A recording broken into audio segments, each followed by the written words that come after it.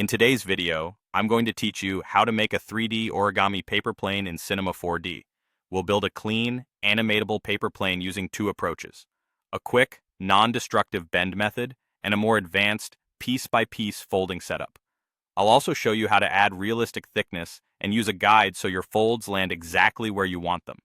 Start with a plane object and give it enough width and height segments so the mesh can bend smoothly along your planned fold lines. Think of segments like the creases on real paper. The more you have where the fold happens, the cleaner it will look. Choose an orientation that matches your scene, then drop in bend deformers to create the folds. Align each bend so its gizmo runs perfectly along the fold line. If it helps, make the bend a child of the plane and use the fit to parent option so it hugs the geometry. Animate the strength from 0 to a positive or negative value to fold in the direction you need. You can stack multiple bends to form the nose, the center crease, and the wing folds, keyframing each one so they fold in sequence.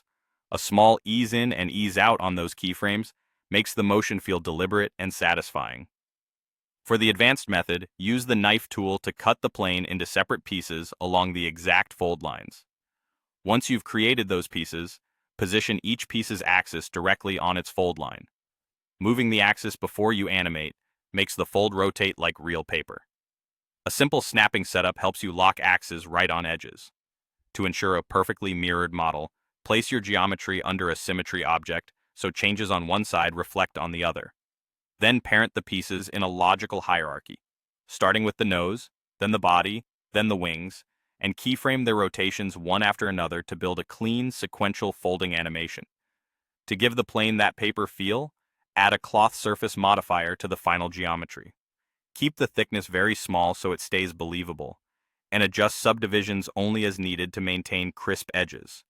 If you want precise fold placement, apply a simple texture with crease guides to your plane or use a reference image in the viewport.